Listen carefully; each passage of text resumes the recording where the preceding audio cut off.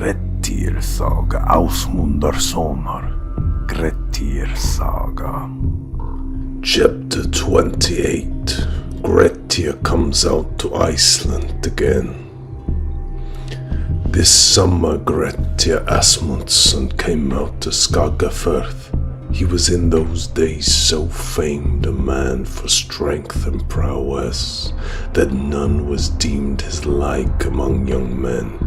He rode home to Bjargfirth, and Ásmund welcomed him meetly. At that time Atli managed the farming matters, and well things were between the brothers.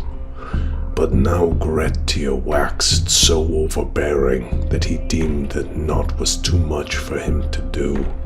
At that time had many men grown into full manhood, who were young in the days when Grettir was wont to play with them on Midfirth, before he went abroad. One of these was Audun, who then dwelt at Audun's stead in Willowdale. He was the son of Asgir, the son of Audun, the son of Asgir Madpate. Of all men he was the strongest north there, but he was thought to be the gentlest of neighbours. Now it came into Grettir's mind that he had the worst of Audun in that ball play whereof he told before, and now he would fain try which of the twain had ripened the most since then. For this cause Grettir took his way from home and fared unto Audun's stead. This was in early mowing tide. Grettir was well and rode in fair-stained saddle of very excellent workmanship, which Thorfinn had given him. A good horse he had, and all the weapons were the best. Grettir came early in the day to Audun's stead and knocked at the door. Few folk were within. Grettir asked if Audun was at home. Men said that he had gone to fetch victuals from the hill dairy. Then Grettir took the bridle of his horse. The field was unmowed, and the horse went whereas the grass was the highest. Grettir went into the hall, sat down on the seat beam, and thereon fell asleep. Soon after that Audun came home and sees a horse grazing in the field, with a fair-stained saddle on.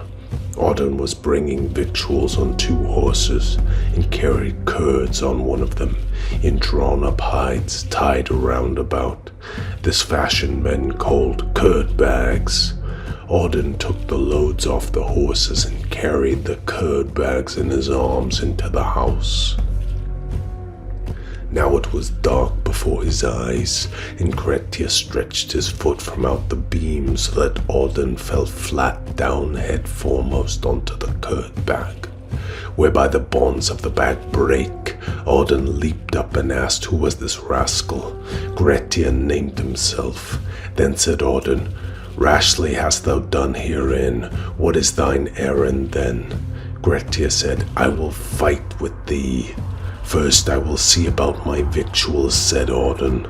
"That thou mayst do well," said Grettir, "if thou canst charge other folk therewith." Then Audun stooped down and caught up the curd bag and dashed it against Grettir's bosom, and bade him first take what was sent him. And therewith was Grettir all smothered in the curds, and a greater shame he deemed than if Audun had given him a great wound. Now thereon they rushed at one another and wrestled fiercely. Grettir set on with great eagerness, but Audun gave back before him. Yet he feels that Grettir has outgrown him in strength. Now all things in their way were kicked out of place, and they were borne on wrestling to and fro throughout the hall. Neither spared his might, but still Grettir was the toughest of the two, and at last Audun fell, having torn all weapons from Grettir. Now they grapple hard with one another, and huge cracking was all around them. Withal a great din was heard coming through the earth underneath the farmstead, and Grettir heard someone ride up to the horses, get off, and stride in with great ease. He sees a man come up of goodly size in a red kirtle with a helmet on his head. He took his way into the hall, and he heard clamorous doings there as they were struggling together. and he asked what was in the hall. Grettir named himself, but who asks thereof, quoth he. Body am I, said the newcomer. Art thou Body, the son of Gudmund from Ásmundarson? That very man I am, said Body. But what are thou doing? Grettir said, We, Auden and I, are playing here in sport. I know not as the sport thereof, says Body, nor you even men either. Thou art full of unfairness and overbearing, and he is easy and good to deal with, so let him stand up forthwith. Grettir said, Many a man stretches round the door to the lock, and meseems it lies more in thy way to avenge the brother hall than to meddle in the dealings betwixt me and Auden. At all times I hear this, says Body, nor know I what will be avenged, but none the less I thou will let Auden be at peace, for he is a quiet man. Grettir did so at Body's bidding, natheless little did it please him. Body asked for what cause they strove. Grettir said, Prithee, Auden, who can tell, but that now thy throat shall swell, that from rough hands thou shalt gain by our strife a certain pain. Even such wrong as I have done, I of yore for Auden won, when the young fell creeping lad at his hands a choking had. Body said that certes it was matter to be borne with, if he had to avenge himself. Now I will settle matters between you, quoth Body. I will that ye part leave things as they are, that thereby there may be an end of all between you.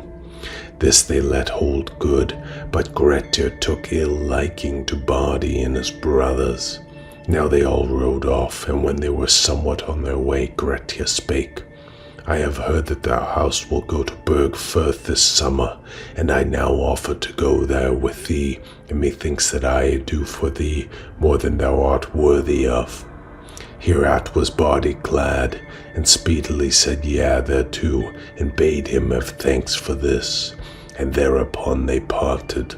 But a little after Body came back and said, I will have it known that thou goest not unless my foster father Thorarin will have it so, for he shall have all the rule of the faring.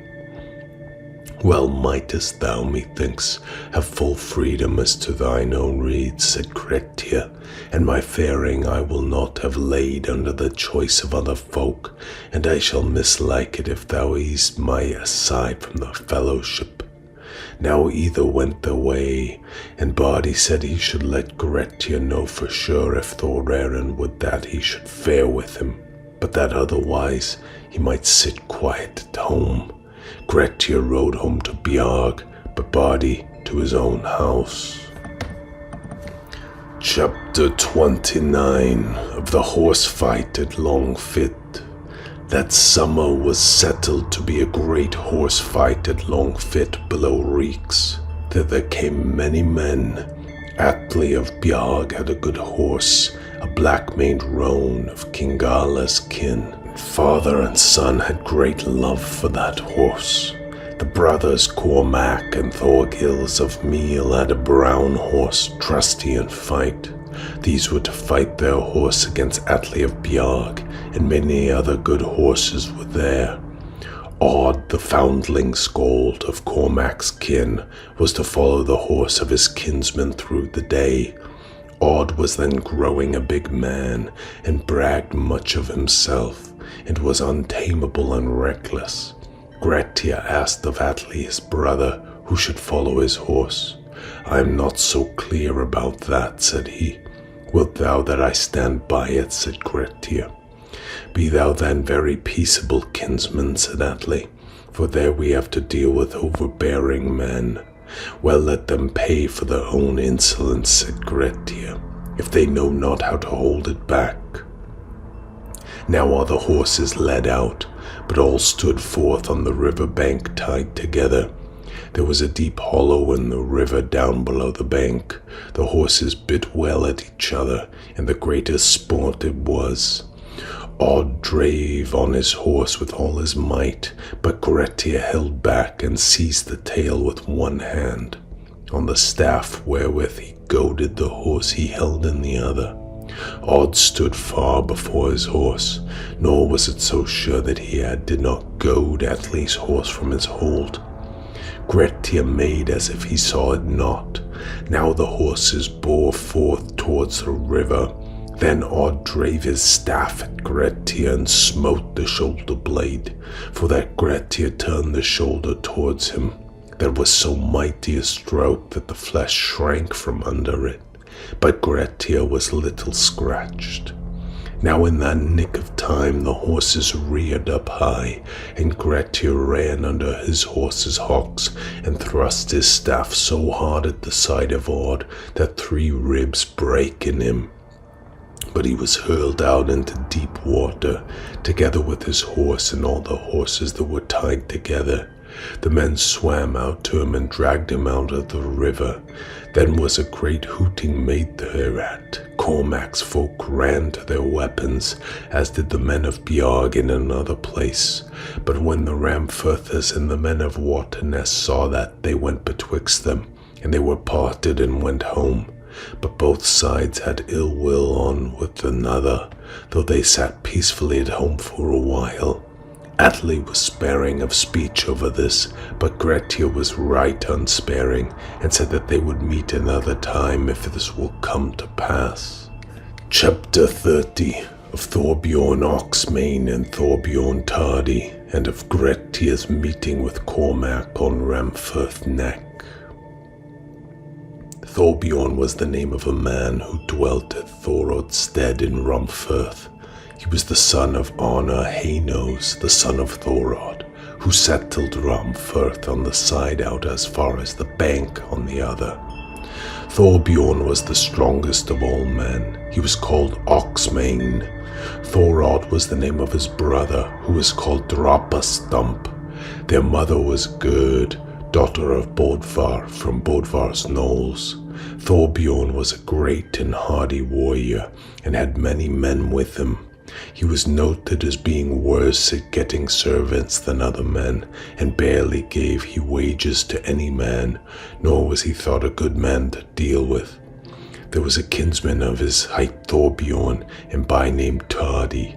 He was a sailor, and the namesakes were partners. He was ever at Thorodstead, and was thought to be better Thorbjorn but little. He was fault-finding fellow, and went about jeering at most men. There was a man named Thorir, the son of Thorkel of Bordir.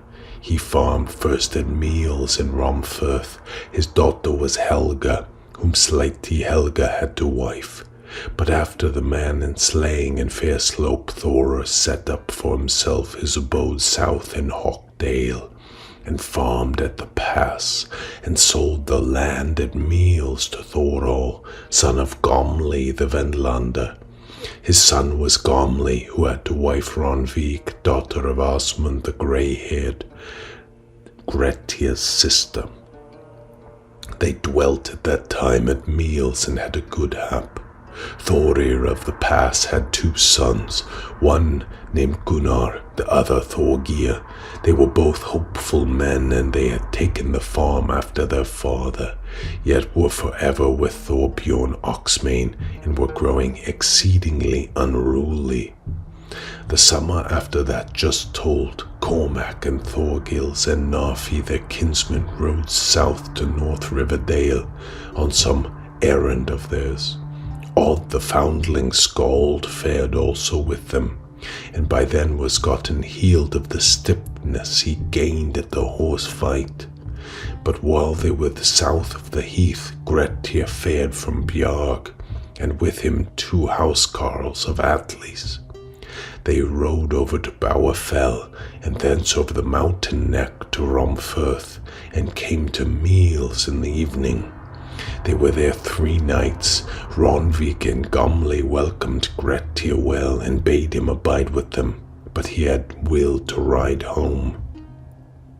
Then Grettir heard that Cormac and his fellows were come from the south, and had guessed a tongue through the night.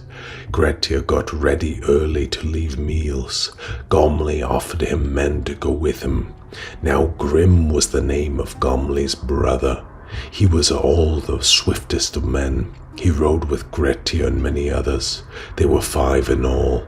Thus they rode on till they came to Romfirth Neck, west of Bowerfell. There stands a huge stone that is called Grettir's Heave, for he tried long that day to lift the stone, and thus they delayed till Cormac and his fellows were come. Grettir rode to meet them, and both sides jumped off their horses. Grettir said it more like free men now to deal blows of the biggest than to fight with staves like wandering churls. Then Cormac bade him take the challenge in manly wise and do their best. Thereafter they ran at one another and fought. Grettir went before his men and bade them take heed that none come back at his back. Thus they fought a while, and men were wounded on both sides. Now Thorbjorn Oxmane had ridden that day over the neck to Bowerfell, and when he rode back he saw them meeting. There were with him then Thorbjorn the Tardy, and Gunnar the Thorgir, and Thorgir's son, and Thorod Drop a Stump. Then when they came thereto, Thorbjorn called on his men to go between them, but the others were by then so eager that they could do naught. Grettir broke forth fiercely, and before him were the sons of Thorir, and they both fell as he thrust them. They waxed exceedingly furious thereat, insomuch that Gunnar dealt a death blow at a housecarl of Atli. And when Thorbjorn saw that, he bade them part, saying withal that he would aid which side soever should pay heeds to his sword. By then were fallen 2 housecarls of Cormac, but Grettir saw that it would hardly do if Thorbjorn should bring aid to them against him. Wherefore now he gave up the battle, and all were wounded who had been at that meeting, but much it misliked Grettir that he had been parted. Thereafter either side rode home, nor did they settle peace after these slayings. Thorbjorn the Tardy made much mocking at all this. Therefore things began to worsen between the men of Bjarg and Thorbjorn Oxmane, so that therefrom fell much ill will, as has come to be known after. No boot was bidden to Atli for his housecarl, but he made as if he knew it not. Grettir sat at home at Bjarg until 2 months, nor is it said in story that he and Cormac met ever again after these things betide. Chapter 31. How Grettir met Bardi, the son of Gudmund, as he came back from the heath slayings. Bardi, the son of Gudmund, and his brothers rode home to Asbjornsness after their parting with Grettir. They were the sons of Gudmund, the son of Solmund. The mother of Solmund was Thorlaug, the daughter of Saemund, the South Island man, the foster brother of Ingemund the Old, and Bardi was a very noble man. Now soon he rode to find Thorarin the Wise, his foster father. He welcomed Bardi well, and asked what gain he had got of the followers and aid, for they had before taken counsel over Bardi's journey. Bardi answered that he had gotten the aid of that man to his fellow, whose aid he deemed better than that of any other twain. Thorarin got silent thereat, and then said, "That man will be Grettir Ásmundarson." "Sooth is the sage's guess," said Bardi. "That is the very man, foster father." Thorarin answered, "True it is that Grettir is much before any other man of those who are to choose in our land, and late will he be won the weapons if he be hale. Yet it misdoubts me how far he will bring thee luck, but of thy following all must not be luckless. And enough he will do, though he fare not with thee. Nowise shall he go if I may have my will." "This I could not have deemed, foster father," said he, "that thou wouldst grudge me the aid of the bravest of men, if my need should be hard. A man cannot foresee all things when he is driven on as methinks I am." "Thou wilt do well," said Thorarin, "though thou abidest by my foresight." Now thus must be things, even as Thorarin would, that no more word was sent to Grettir, but Bardi fared south to Bergfirth, and then befell the heath slayings. Grettir was at Bjarg when he heard that Bardi had ridden south.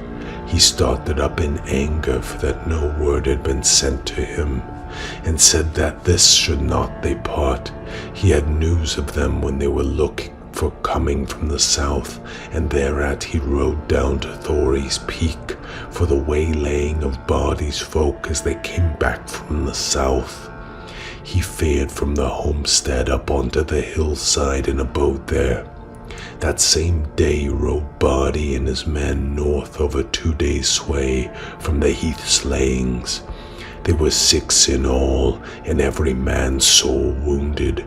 And when they came forth by the homestead, then said Bardi, "A man there is up on the hillside, a big man, armed. What man do you take him to be?" They said that they wotted not who he was. Bardi said, "Methinks there," quoth he, "is Grettir Ásmundarson, and if so it is, there will he meet us.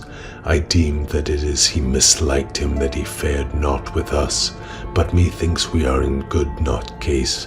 If he be bent on doing us harm, I now shall send after men to Thori's Peak, and stake not on the chance of his ill will." They said this was a good rede, and so it was done. Thereafter Bardi and his folk rode on their way. Grettir saw where they fared and went it with before them, and when they met, either greeted other. Grettir asked for tidings, but Bardi told them fearlessly, even as they were. Grettir asked what men were in that journey with him. Bardi said that there were his brothers, and Eyjolf his brother-in-law. "Thou hast now cleared thyself from all blame."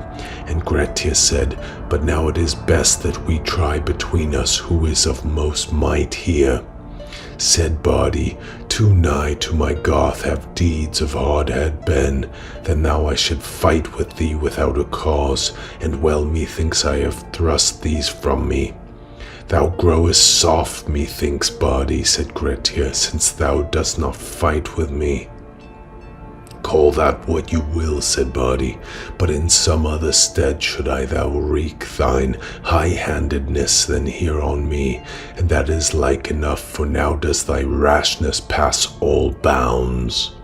Grettir thought ill of his spadum, and now doubted within himself whether he should set on one or the other, but it seemed rash to him, as they were 6 and he 1, and in that nick of time came up the men from Thori's Peak to the aid of Bardi and his folk.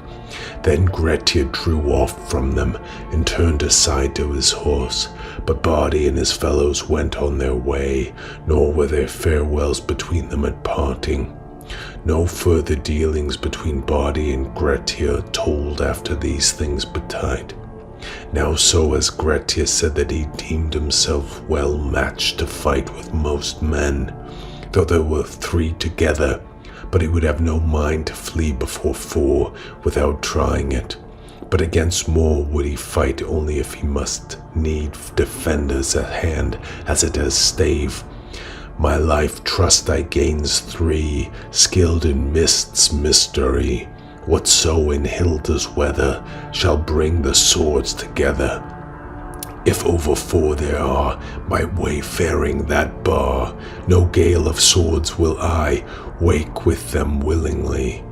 After his parting with Bardi, Grettir fared to Bjarg, and very ill he had thought that he might nowhere try his strength, and searched all about if anywhere might be somewhat wherewith he might contend.